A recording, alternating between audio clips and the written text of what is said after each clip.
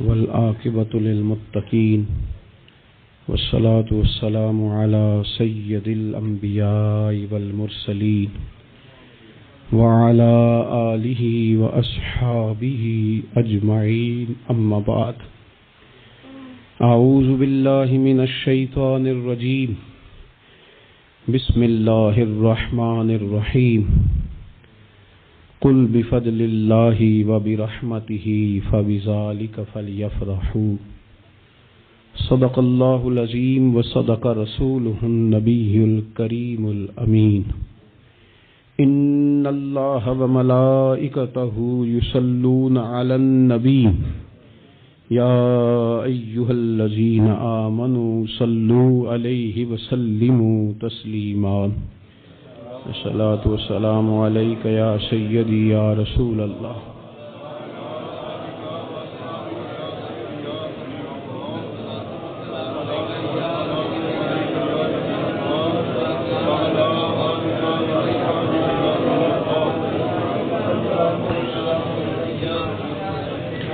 حمد و صلوات کے بعد دوستو، بزرگوں اور بھائیوں، انسان اپنی زندگی میں جیسے جیسے شب و روز طے کرتا ہے، بہت سارے مواقع زندگی میں اسے دیکھنے نصیب ہوتے ہیں۔ ہمارے ہاں کچھ تقریبات کی جاتی ہیں، خوشی کے موقع پر بھی اور غم کے موقع پر بھی۔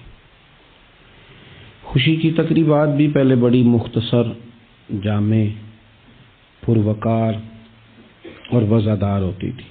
نکاح کا مطلب ہے دو گواہوں کی موجودگی میں ایجاب و قبول کرنا۔ مختصر سے لوگوں کے بیچ بیٹھ کے نکاح ہو جاتا تھا، مختصر سے لوگ ولیمے کی دعوت کے بعد دعائے خیر پر اپنے اپنے گھروں کو چلے جاتے تھے۔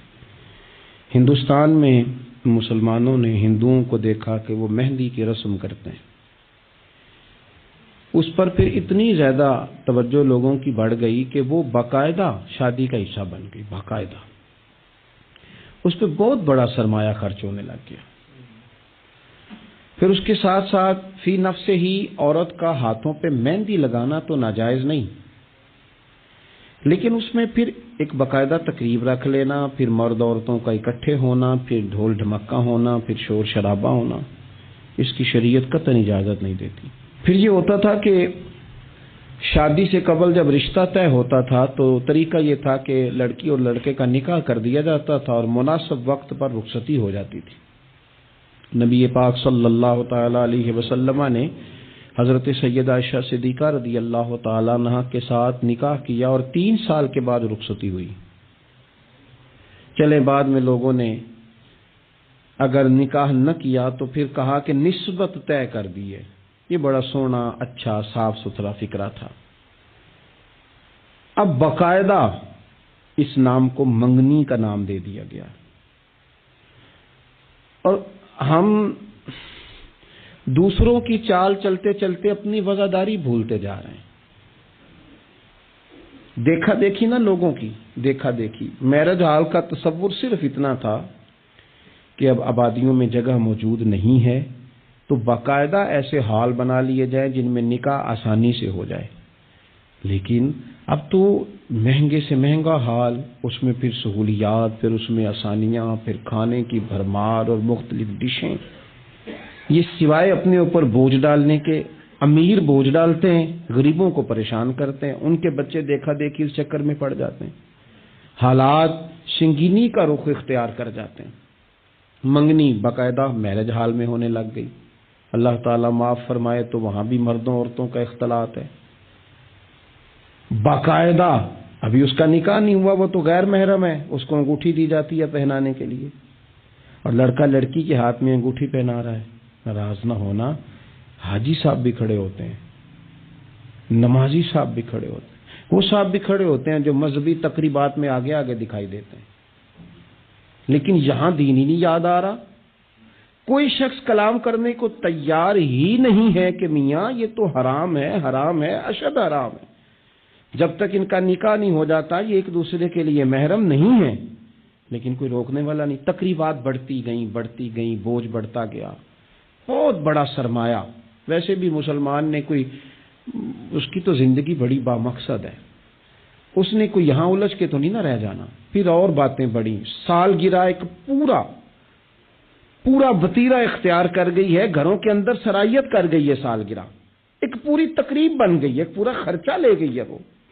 کیا مسلمان اتنے اپنے آپ کو فضول سمجھنے لگے ہیں معاذ اللہ کہ وہ فارغ ہیں جس کام میں جو مرضی ایک ماحول بناؤ، اور پھر چلتے طرح طرح کی تقریبات اور طرح طرح کے یہ فلانا جشن بہاراں آ گیا ہے، تو یہ اپریل فول آ گیا ہے، تو یہ بیماری نیو ایئر نائٹ کی آ گئی۔ میں نے رات بھی کہا تھا، جس قوم کی بچیاں کشمیر میں روز روتی ہوں وہ جشن منائے گی سڑکوں پہ نکل، جن لوگوں کے بھائی برما میں کاٹ دیے جاتے ہوں وہ جشن منائیں گے۔ او خدا کے بندو، لوگوں نے تو تنقید کر کے چپ کر گئے، تنقید کر کے۔ دیکھو جی، عرب شریف والوں نے وہاں سینمے کھلوا دیے، تم تو تنقید کر کے چپ کر گئے نا۔ یہ وہ مقام کرب ہے، یہ وہ مقام خوف ہے۔ جب عرب کی دھرتی پہ عورتیں ناچیں گی تو مجھے بتاؤ نا امام حسین کے دل پہ کیا گزرے گی، امام حسن کو کیا اس سے اذیت پہنچے گی۔ آپ کو پتہ ہے سیدہ پاک کو کتنی تکلیف ہوگی، مولا کائنات کو کتنی ہوگی، عثمان غنی کو، فاروق اعظم کو، صدیق اکبر کو۔ تمہیں پتہ ہے یہ عرب کا ملک کسی ایک شخص کی حکومت کی جگہ نہیں ہے، یہ کسی خاندان کا نہیں ہے، کسی قبیلے کا نہیں ہے، کسی سیاستدان کا نہیں ہے، یہ عرب شریف تو میرے نبی پاک کا وطن ہے۔ اس وطن میں جب گانے باجے ہوں گے، ڈھول ڈھمکے ہوں گے، تماشے ہوں گے، حضور کے قلب نور کو کتنی تکلیف ہوگی۔ اور ہم ہیں کہ مذاق بنا ہوا ہے۔ کہاں ہیں وہ لوگ جو روز کہتے تھے موویاں بنا کے غریب لوگوں کو پکڑ کے کہتے تھے یہ فلانی غلط حرکت کر رہا ہے، یہ فلانی۔ تمہارا فتویٰ غریب کے حق میں اور ہے اور امیر کے حق میں اور ہے۔ اب بھی تو کوئی 2 ویڈیو بنا دو نا کہ یہاں یہ ظلم ہو رہا ہے۔ اور جب سال گزرے تو قومیں اپنا حساب کرتی ہیں، اور میرا اور آپ کا سال وہ گزر رہا ہے جہاں قرضہ زیادہ لے لیا گیا ہے، جہاں قومیں گروی رکھی جا رہی ہیں، جہاں ہمارا ہر پیدا ہونے والا بچہ مقروض پیدا ہوتا ہے، لیکن مزاج بن گیا نا بس مناؤ، جو ملتا ہے اسے مناؤ۔ یہ کس نے شوق پیدا کیا ہمارے بچوں کے اندر روز شادیوں پہ جانے کا، تیار ہو کے جانے کا؟ کس نے شوق پیدا کیا؟ بڑوں نے۔ نہ مانے بزرگ، بڑوں نے شوق پیدا کیا۔ ہم نے ابلاغ اس طرح کا کیا، او کدی موقع آنا ہوں ہے ان اتھے بھی نہ جائیے، ورنہ ہمارے بچوں میں شوق کبھی نہ آتا۔ ہم نے ابلاغ کیا ہے، ہم نے توجہ دلائی ہے۔ بچے چھٹیاں کر رہے ہیں، یہ ہم پریشان ہیں ان دنوں میں، پیپر بچوں کے قریب ہیں مدرسے کے، اور چوتھے دن کو بچہ درخواست لے کے آ جاتا ہے فلانے کی شادی ہے، فلانے کی شادی ہے۔ میرے ابا جی کہا کرتے تھے، تھوڑے سے ہم بڑے ہوئے تو ابا جی شادی پہ جانا ہے تو کہتے تھے جوان منڈے دا کی کام میں ویاہ تے جانے دا، ہم جائیں گے نا تمہاری اماں جائے گھر رہو آرام سے۔ ہمارے پرانے بزرگ اس طرح کی تربیت کرتے، کہتے تھے تمہارا مطلب کیا، اس شادی پہ تم نے کیا کرنا؟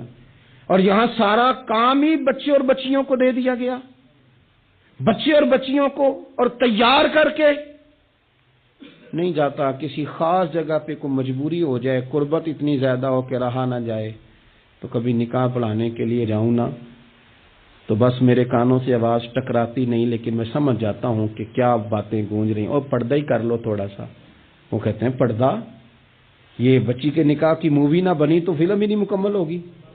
اس خوشی کے موقع پر بھی آپ یہ کہہ رہے ہیں کہ لو جی پردہ کرو اور دوپٹہ لو، تو اتنے پیسے دیے وہ بیوٹی پارلر والے کو، وہ کدھر جائیں گے؟ کون ہیں یہ لوگ سارے؟ میں اور آپ نہیں ہیں، ہم ہی تو ہیں یہ سارے۔ یہ کس پر تنقید کر کے ہم چپ کر گئے ہیں؟ ہم سارے خود ہیں، اور ہم سب مل ملا کے اس سوسائٹی کا حصہ بنتے جا رہے ہیں۔ اب تو بھائی وہ مہنگے میرج ہال کے اندر جب میرج ہال لیا جاتا ہے تو ایک سمت عورتیں، ایک سمت مرد، اور بیچ میں پردے کا بندوبست بھی نہیں کرایا جاتا، چونکہ یہ تو دکھیا نوس لوگ ہیں جو پردہ کراتے ہیں۔ وہ کہتے ہیں وہ لوگ اتنی تیاری کی، کپڑے دکھانے کس کو ہیں؟ تم پردہ کرا رہے ہو۔ خدا سے ڈرے، مسلمان ان ابس کاموں کے لیے نہیں ہے، تو اونچے مقاصد کے لیے آیا۔ تو دیکھنا تیری تو بڑی عظمت ہے، کنتم خیر امۃ اخرجت للناس تأمرون بالمعروف وتنہون عن المنکر۔ تجھے تو بھیجا تھا کہ تو دنیا میں خیر عام کرے گا، برائی کا ہاتھ تھامے گا، تو کہاں الجھ کے رہ گیا؟ اپنی تقریبات پر تھوڑی توجہ دیں۔ ایک تو یہ خوشی کی تقریبات، پھر ایک غم کی تقریبات۔ میں نے اپنے کانوں سے سنا ہے، کل 10ویں کا اعلان اکٹھا کرا دیا گیا، اور یہ ٹھیک کیا جاتا ہے، ایک ہی دن میں دونوں اصال ثواب کی تقریبات ہو جائیں۔ اس کا اصل اصال ثواب ہے۔ اصال ثواب کیا ہے؟ اصال ثواب یہ ہے کہ آپ کو دعا کرنی ہے جانے والے کے لیے، کچھ قرآن مجید پڑھ کے، کچھ اذکار پڑھ کے، کچھ وظائف پڑھ کے اس کی روح کو اصال کرنا ہے، اتنا مقصود ہے۔ بڑی غور سے، مجھے تھوڑا ٹائم دیں گے آپ 2-3 منٹ کا صرف، اور میری بات پہ نا خاص توجہ کریں، خاص بات کرنا چاہتا ہوں۔ اگر اس میں کھانا پکانا ہے نا، تو آپ نے کھانا اس لیے پکانا ہے کہ غریب کو، مسکین کو کھانا کھلائیں گے، اور جو ثواب اس کا ملے گا وہ بھی جانے والے کی روح کو ملے گا۔ لیکن اگر آپ اس میں دعوت پکا لیں، دعوت رشتہ داروں کی، یاروں کی، وہ تو بھائی دعوت ہے۔ ایک ہے کہ آپ نے کوئی ایسا کام کیا جس سے جانے والے کی روح کو، ہوٹل میں بیٹھ کے کھانا کھایا 4 بندوں نے، موج کی، مرضی کا انہوں نے گوشت اڑایا، تو وہ کہیں اس کا ثواب جائے گا؟ یہ جو دعوت کا لفظ ہے نا، کہ دعوت کی، امیر لوگ سارے اکٹھے کیے، رشتہ دار، دوست احباب، سیاسی سب آ گئے، اب آپ نے وہ دعوت کی اور نام آپ نے ختم شریف کا دے دیا۔ آپ تھوڑی گہرائی سے سوچیں کہ یہ ختم بنتا ہے؟ ویسے ذہن قبول کرتے ہیں کہ یہ ختم شریف ہے؟ اب میں کہہ لوں، اب میں یہ بات کر لوں کہ ہمارے ہاں کچھ ولیمہ نما چہلم بھی ہوتے ہیں، ولیمہ نما چہلم۔ وہ ٹائٹل چہلم کا ہے اور اندر جا کے دیکھو تو ماحول سارا ولیمے کا ہے، تو یہ اصال ثواب ہے؟ آپ بتائیں ذمہ داری سے کہ یہ اصال ثواب ہے؟ آپ غرباء کی دعوت پکائیں گے، غریبوں مسکینوں کی، ان کی دعوتیں اعلیٰ حضرت بریلوی رحمت اللہ نے لکھا ہے جائز نہیں ہے دعوت کرنا اس طرح۔ ہاں آئے ہوں کھانا کھا جائیں، فی نفس سے ہی رشتہ داروں کو کھانا کھلانا، دعوت کھلانا ثواب ہے، لیکن ختم کو، چیلم کو، 10ویں کو دعوت بنا لینا یہ درست؟ ویسے ان کو دیں آپ، ثواب ہے۔ لیکن ہمارے ہاں تو مطلب عجیب سا ایک ماحول ختم شریف، یعنی کل 10ویں کا اکٹھا اعلان ہو گیا، میں موجود تھا، تو کہنے لگے ویکھو انہیں پیسے لگے جے بچان۔ تو خدا کے بندو یوں تو نہ کرو۔ ایک ان کا والد چلا گیا، والدہ چلی گئی، کوئی عزیز چلا گیا، اور دوسرا یہ کہ آپ یہ بتائیں گھر سے روٹی نہیں ملتی، صرف ختم کی ملتی ہے۔ اتنی چھوٹی سوچ کون پیدا کرتا ہے؟ یہ تو ماحول میں ہی ایسی باتیں نہیں ہونی چاہیے۔ میں آپ کو کہہ رہا ہوں، میں مولوی صاحب ہو کے، مسجد کا خطیب ہو کے، حالانکہ چیلم پہ ڈیوٹی مولوی صاحب کی ہے، ان کو تو موقع ملنا ہے 10ویں کا بھی، چیلم کا بھی، کل کا بھی، لیکن مولوی کا بھی تو کول ہونا ہے نا، اسے بھی تو خیال کرنا چاہیے کہ جو چیزیں درست ہیں صرف اتنی درست ہیں، حد بندی سے باہر جائے تو چیز ٹھیک نہیں رہتی۔ اس لیے ان تقریبات کو بھی یقین کریں۔ کل شریف پہ ماحول دعوت کا نہ ہو۔ میں آپ کو ذمہ داری سے کہتا ہوں، کسی کا باپ فوت ہو جائے تو جتنی اچھی دعا وہ مانگ سکتا ہے، درد سے اتنی کوئی اور نہیں مانگ سکتا، لیکن وہ تو دعوت پکا رہا ہے نا، وہ تو دیگوں پہ ہے، وہ تو ٹینٹ کا سامان اکٹھا کر رہا ہے، وہ تو ترتیب لگا رہا ہے۔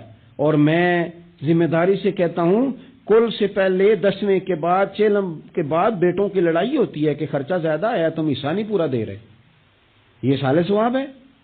تیرے ذمہ 25,000 ہے، تیرے ذمہ 30,000 ہے، یہ سال ثواب ہے؟ یہ غلط چیز ہے، کیونکہ آپ، ایک ماحول ہے دعوت کا، ایک ماحول ہے دعا کا، ان دونوں میں فرق ہے۔ جہاں دعا کا ماحول ہوگا نا، وہاں نہیں یہ ٹینٹوں کا چکر، روٹیوں کا چکر، یہ آنے جانے والوں کا چکر، میرج حال، وہاں نہیں، وہاں تو لوگ قرآن شریف پڑھیں گے، وہاں تو گھر والے بھی بیٹھ کے تسلی سے تسبیح کریں گے، اور پھر تسلی سے آنسوؤں سمیت رب کی بارگاہ میں دعا کریں گے۔ دعوت اور دعا کا ماحول ہی الگ الگ ہے۔ اس لیے جو ہماری تقریبات اصال ثواب کی ہیں، اور پھر میں آپ سے عرض کروں، امیر بڑے بڑے چیلم کرتے ہیں، غریبوں کو مشکل میں ڈال دیتے ہیں، مشکل میں، پتہ نہیں بیچاروں کا بیماری پہ کتنا کو خرچ ہو گیا ہے، کہاں کہاں سے قرضہ اٹھایا ہے، کتنی تکلیف صحیح ہے۔ پھر آپ نے کل شریف پہ بھی بہت بڑا اہتمام کا کہہ دیا، پھر 10ویں پہ بھی کہہ دیا، پھر چیلوں پہ بھی کہہ دیا۔ نہیں کچھ لوگ زبان سے کہتے لیکن بڑی تکلیف میں آ جاتے، بڑی آزمائش، بڑی ساری دکھ بھرا معاملہ ہوتا ہے۔ اور میں نے دیکھا ہے، چونکہ میرا شعبہ ہے، میں نے قریب جا کے دیکھا ہے، لوگ سوال جواب کر رہے ہوتے ہیں، جناب آپ کیسے کر کے کریں، کس کو دکھ بتائیں؟ ایک ماں کے جانے کا دکھ، باپ کے جانے کا دکھ، بھائی کے جانے کا دکھ، اور ایک یہ والا دکھ۔ نہ کریں یہ کام۔ ہمارا دین جہاں ہمیں تکلیف نہیں دیتا، اپنے آپ کو تکلیف میں نہ ڈالیں۔ اصالِ ثواب ضرور کریں، فی نفس ہی اس کا بہت اجر و ثواب ہے، لیکن مشقت والا کام میں درد سے کہ غریبوں کا بھلا کر دو، پر ان کو جا کے مشورہ دو کہ یار مہربانی کرو، ایک ہی ختم کافی ہے، بڑا ختم کل والے دن ہو گیا، اب جائیں لوگ اپنے گھروں کو، چیلم والے دن بس ٹھیک ہے۔ میں تو آپ کو مشورہ دوں گا کہ آپ کسی مسجد میں گھر سے سارے لوگ چلے جائیں، مسجد کے نمازی بیٹھے ہیں وہاں جا کے آپ کہیں جناب قاری صاحب یہ تھوڑا ختم شریف پڑھ دیں۔ آپ کو بہت بڑا اعلان کرانے کی بھی ضرورت نہیں، آپ ختم شریف پڑھ دیں۔ دیکھو نا میرے نبی پاک صلی اللہ علیہ وسلم، اللہ کرے حضور کی ادائیں نور بن کے ہمارے دلوں میں اتر جائے اور وہ نہ اندر رہ جائیں ہمارے۔ یہ دیکھو اصالِ ثواب۔ حضرت سیدنا سعد بن معاذ رضی اللہ تعالیٰ عنہ کا وصال ہو گیا، قربان جائے، نصیب دیکھو، حضور ان کی قبر پر کھڑے ہو گئے، قبر میری تے میرے اپیرا جے کر پاویں پھیرا، حضور قبر پہ کھڑے ہو گئے، اور پھر نبی کریم نے تسبیح پڑھی، پھر تحلیل پڑھی، پھر تکبیر پڑھی، دیر تک پڑھتے رہے۔ پھر حضور نے پتہ کیا فرمایا؟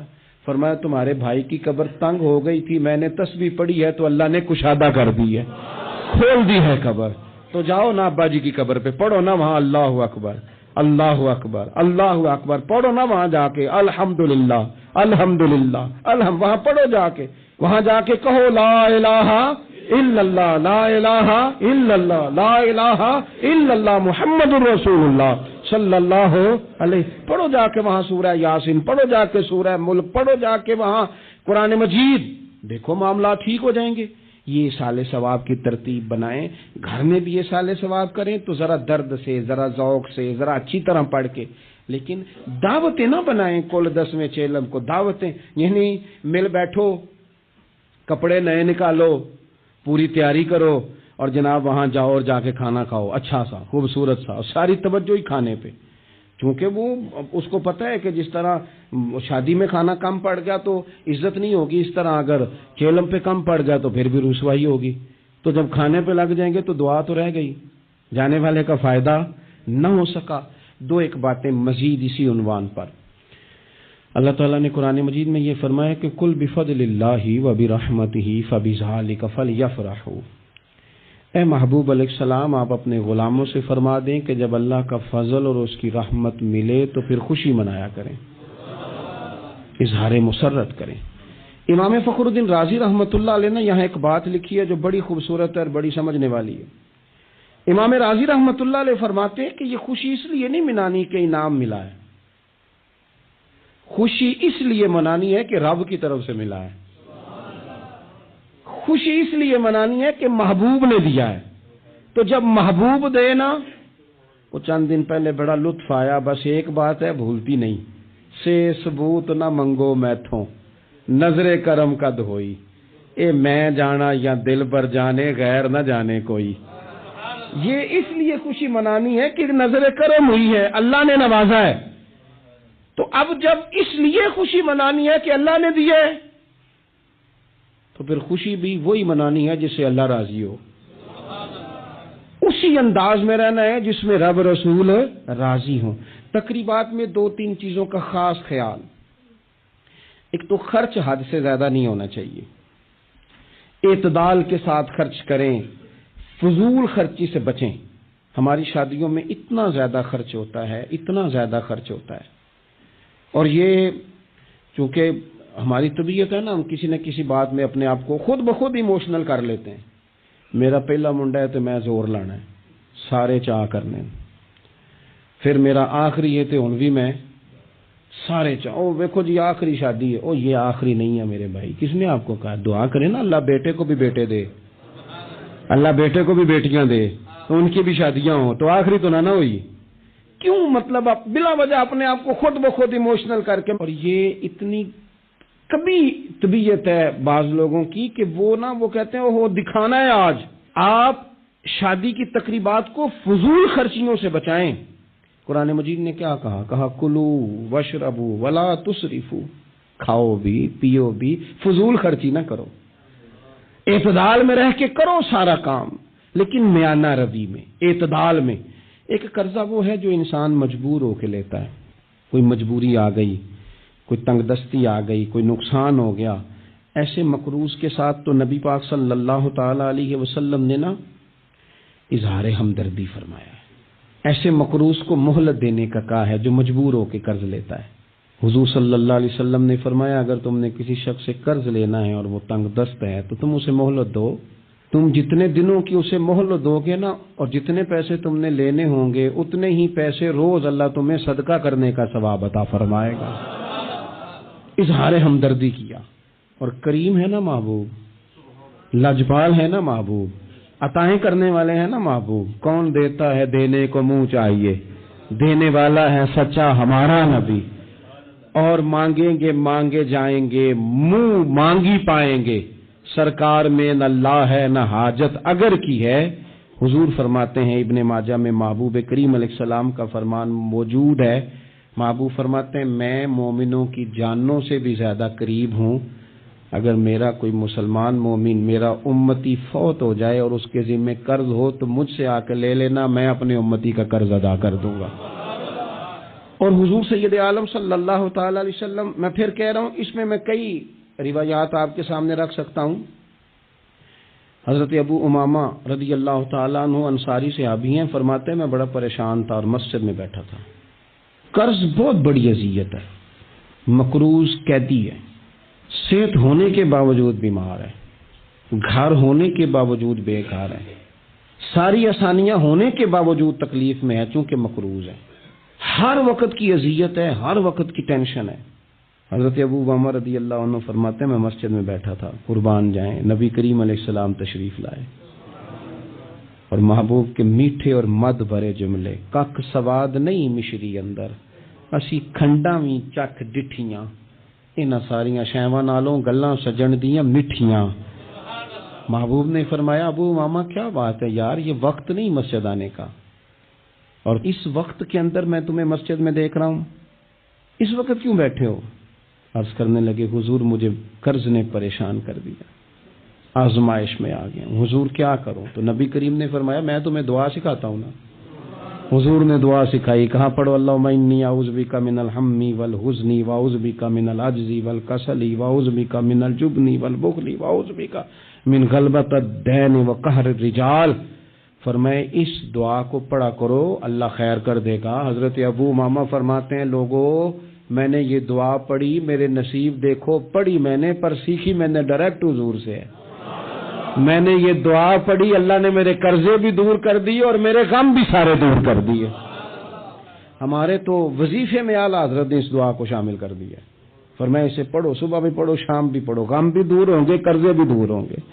اور یہ روایت سنن ابو داؤد شریف میں موجود ہے. عزیز بھائی نبی پاک اظہار ہمدردی کرتے، لیکن جو بندہ جان بوجھ کے قرضہ لے، جان بوجھ کے قرضہ لینے سے مراد کیا ہے؟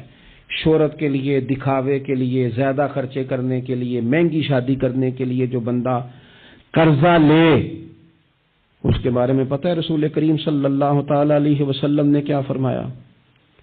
محبوب فرمانے لگے یہ المستدرک میں موجود ہے، ذرا لفظ دیکھیے گا حدیث کے.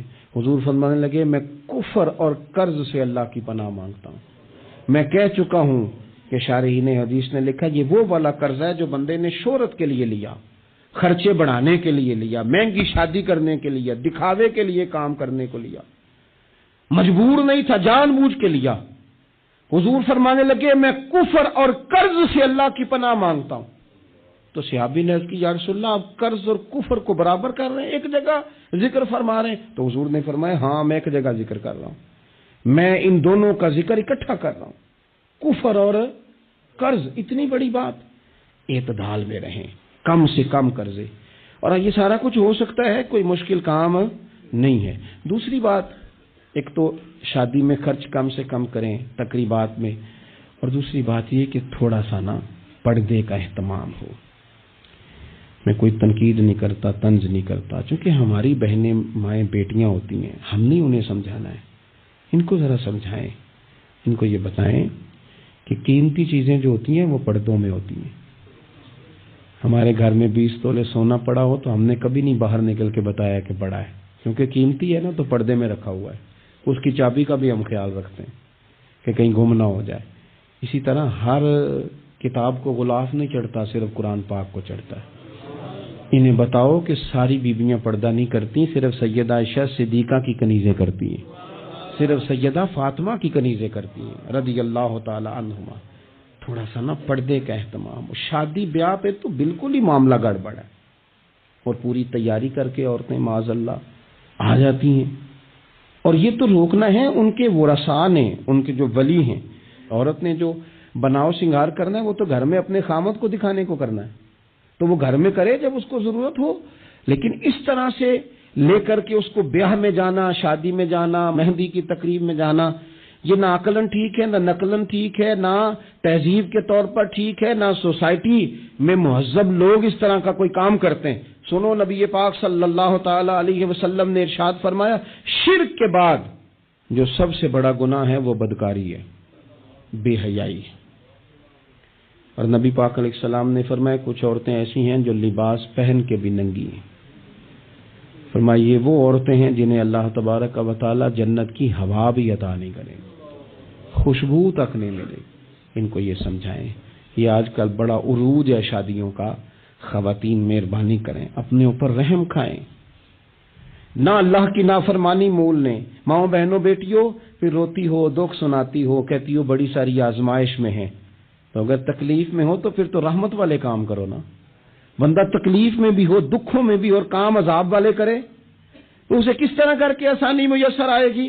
اس لیے شریعت اسلامیہ کے دائرے کے اندر وقت گزاریں۔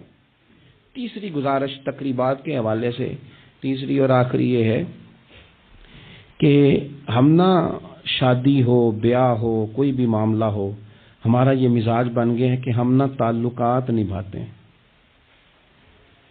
دفتر کے لوگوں کو بلائیں گے، ہمارے جو بزنس کے متعلقہ لوگ ہیں ان کو دعوتیں دیں گے، جن لوگوں سے ہمیں کچھ سیاسی سماجی کام پڑ سکتا ہے انہیں بلائیں گے، دعوت بھی کبھی کھلائیں گے تو کوشش کریں گے اس بندے کو کھلائیں جو بندہ نا جس کی ذرا فوٹو صحیح آتی ہے، لائکس اچھے ملتے ہیں۔ اسی طرح کا معاملہ شادی میں ہم نے کر لیا ہے، صرف اپنے فائدہ دیکھ کے، نفع دیکھ کے، بلکہ اخباروں میں بعض میں خبر آتی ہے فلاں کے بیٹے کا ولیمہ سیاسی اجتماع بن گیا، غرباء کو موقع نہیں ملتا۔ ہمارے استاد صاحب بات سنایا کرتے تھے، وہ فرماتے تھے کہ ایک آدمی کو کسی نے بلا لیا شادی پہ، تو کسی گیراج میں کسی ورکشاپ پہ کام کرتا تھا، تو وہ نہ وہیں سے کپڑے نہ بدل سکا، انہی کپڑوں میں اسی طرح آلودہ تھے کام کے ساتھ۔ اس نے کہا کہ اگر میں گھر گیا تیار ہونے تو وہ لیٹ نہ ہو جاؤں، تو اسی طرح چلا گیا۔ اس کو چوکیدار نے اندر ہی نہیں جانے دیا، کہا تو کدھر آ گیا؟ اس نے بڑی کہا بھی مجھے بلایا ہے، میرا تعلق ہے۔ اس نے کہا نہیں نہیں، تجھے کیسے بلا لیا؟ کیونکہ اسے پتا تھا نا ان لوگوں کا تو اسٹیٹس ہی اور ہے، غریب آدمی ان کی دعوت میں۔ اس نے کہا جا، تجھے نہیں بلایا، اندر ہی نہیں گھسنے دیا۔ اب وہ جلدی سے گاڑی بھگا کے گھر گیا، وہ کاٹن شاٹن مایا شایا تگڑے کپڑے، ویسٹ کوٹ، اچھے طرح سوٹ بوٹ پہن کے جب وہ واپس لوٹا نا، تو اس نے جناب خود سے اسی چوکیدار نے خود دروازہ کھولا، اندر بھیجا۔ اب وہ جب کھانا شروع ہوا نا، تو اس نے ایک ڈونگا لیا سالن کا اور اپنا کرتا پکڑ کے اس میں ڈبو دیا، پھر دوسرا کرتا ڈبو دیا۔ لوگوں نے کہا تم باولے تو نہیں ہو گئے، یہ کیا کر رہے ہو؟ اپنے کپڑے آلودہ کر رہے ہو سالن سے۔ کہنے لگا میری تو دعوت نہیں، دعوت تو کپڑوں کی ہے، اگر میری ہوتی تو مجھے تو پہلے بھی داخل ہونے دیتے، یہ تو ان کپڑوں کی دعوت ہے میاں، تو یہ چونکہ ان کی دعوت ہے تو انہیں کہہ رہا ہوں کھاؤ کھانا، میری تو ہے ہی نہیں دعوت، ان کو کھانا چاہیے۔ اس لیے کہ یہاں تو گاڑیوں کی دعوت ہے، یہاں تو کوٹھیوں کی دعوت ہے، یہاں تو دعوت اس بات کی ہے کہ بڑی پجاروں میں کون آیا ہے؟ رسول کریم صلی اللہ تعالی علیہ وسلم نے فرمایا ولیمے کے کھانوں میں بدترین کھانا، یہ صحیح بخاری ہے، فرمایا ولیمے کے کھانوں میں سے بدترین کھانا وہ ہے اس میں امیروں کو تو بلایا جائے پر غریبوں کو نہ بلایا جائے، وہ بدترین دعوت ہے۔ اس لیے بعض صوفیہ تو یہ فرماتے ہیں کہ کوشش کر کے نا بعض غریبوں کو منت کر کے لے آؤ اپنے ولیمے کی، اپنی تقریبات کی دعوتوں میں، تاکہ تمہارا کھانا اچھا کھانا تو بن جائے نا، تمہارا کھانا بہترین کھانا تو بن جائے نا، تمہارا کھانا اعزاز والا تو ہو جائے، کچھ تو غربا کو دعوت دے لو۔ لیکن ہماری تقریبات ہماری ذاتی معاملات کا حصہ بن جاتی ہے۔ میں تو مذہبی تقریبات بھی دیکھتا ہوں، مذہبی تقریبات میں بھی ہماری پوزیشن کچھ اسی طرح کی ہے۔ میں اپنے بارے میں کئی دفعہ دوستوں کو کہہ چکا ہوں کہ دین کا خادم سمجھ کے دعوت دینا تو بڑی اچھی بات ہے، لیکن ہمیں برانڈ نہ بناؤ۔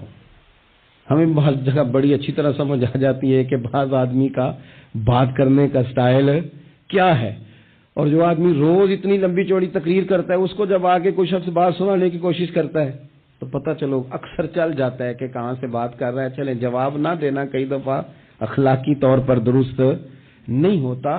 دینی تقریبات کو ضروری ہے کہ 600 آدمی 400 آدمی بیٹھے گا تو پھر ہماری محفل ہوگی؟ کوئی ضروری ہے؟ اس لیے تو غریب آدمی نے جلسے کو ہاتھ ڈالنا ہی چھوڑ دیا، جلسہ مہنگا ہی بڑا ہے۔ غریب آدمی نہیں یہ کام کرتا، وہ کیسے محفل کرے گا؟ وہ تو آپ ساؤنڈ والے کے پاس جائیں تو کہتا ہے دور بدل گیا ہے، اب کہاں 1500 میں ساؤنڈ لگتا ہے۔ وہ تو چونکہ ہم نے ہر چیز کو برانڈ بنا دیا، کمرشل کر دیا، ماحول اور طرح کا بنا دیا، یہ کام نہ کریں۔ آپ اس کو دین ہی بنائیں، اور یہ ذوق ہی رہے نا تو بھائی اس کے لیے پھر کسی آرٹیفیشل نعت خاں کو بلانے کی ضرورت نہیں ہوتی، محلے کا لڑکا بھی سونی نعت پڑھ لیتا ہے۔ اس کے لیے پھر اپنے خطیب صاحب بھی بڑی بہترین تقریر کر لیتے ہیں جو ہمیں 5 نمازیں پڑھاتے ہیں، پھر یہاں بھی سارے کام۔ لیکن ذہن تقریبات کے لحاظ سے بن گیا ذرا بڑا اونچا سا۔ دین اپنی ذاتی حیثیت رکھتا ہے، اپنی تقریبات کو شستہ کریں، سنجیدہ کریں، صاف ستھرا کریں، جتنی بھی قباحتیں ہیں، اخلاقی ہیں، مالی ہیں، ان کو دور کریں۔ ہم مسلمان ہیں، مسلمان بڑا سنجیدہ سا ہوتا ہے، سونا سا ہوتا ہے، اس کے رویے بڑے میٹھے ہوتے ہیں، اس کے آنے جانے کے معاملات میں شائستگی ہوتی ہے، اسے دیکھ کے پتہ چلتا ہے کہ یہ رسول اللہ کا ماننے والا ہے، یہ نبی کریم علیہ الصلوۃ والسلام کا تربیت یافتہ امت ہے۔ اللہ تعالیٰ سمجھ عطا فرمائے۔ آخر دعوانا